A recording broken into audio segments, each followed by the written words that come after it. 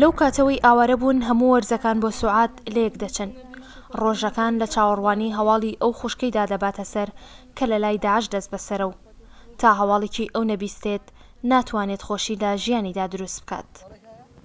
خۆشیەمەنینە هەتا ئێمە هەموو دەستە داعش دەینە، چەند تەمەمە دەستە داعش دەینە، بەس داخوازەمان هەمووەس دەستە داعش دەرێخن، داخوازیەمە ئەوە کەچکو ئێمە هەمووەش دەستە داعش دەرێخن. خۆشیەکەمەنین ئەم چنە دەرەکەی هەموو دەستەوان دەربوو ئەم چنە سەیرانە.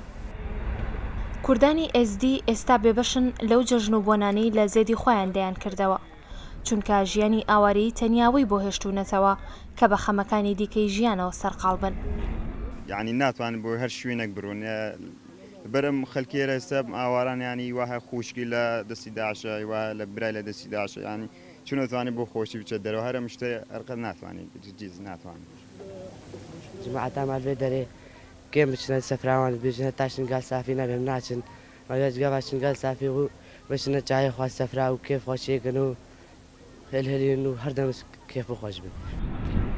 لە کەمپی عەربەت لە سلێمانی 280 خێزانی کوردی SD دەژین.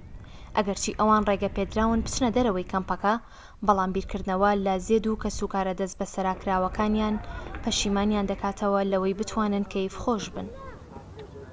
تاوەکو ئاوارەکان لەژێر خێمەدا ژیان بەسەر ببەن، ڕەنگە نەتوانن وەک خەڵکی ئاسایی گەشت و سەیران بکەن، چونکە بەشێکی زۆری ئەو خێزانانە هێشتا کەسوکاریان لە لای داعش ماوەتەوە.